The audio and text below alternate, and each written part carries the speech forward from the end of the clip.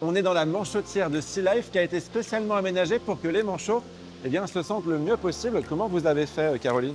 Ici, on est sur une surface de 130 mètres carrés. On a à la fois une zone terrestre et une zone aquatique avec le bassin où les manchots peuvent nager. On a une partie où les manchots peuvent aller chercher de la glace, toute une partie où ils peuvent marcher, et puis à l'étage où ils peuvent se mettre un petit peu à l'écart, où ils vont pouvoir faire leur nidification.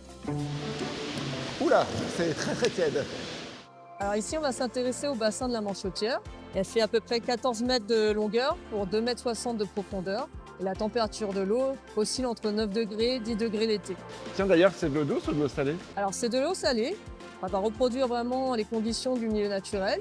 Et puis on va vraiment voir parfois le comportement que les manchots peuvent avoir dans le milieu naturel, c'est-à-dire une nage de type marsouinage. Un peu comme les dauphins, ils vont sortir et bondir hors de l'eau pour échapper aux prédateurs. Vous nous faites une petite démo, les gars? Bon, t'as d'autres petits secrets comme ça sur la manchotière à partager avec nous?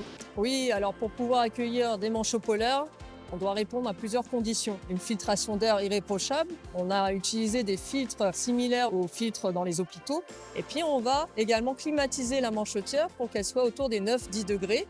Et derrière, on va utiliser des systèmes de LED avec un programme qui va reproduire les plages horaires jour-nuit des îles subantarctiques. Ah, l'été austral, parfait pour une cure de vitamine D.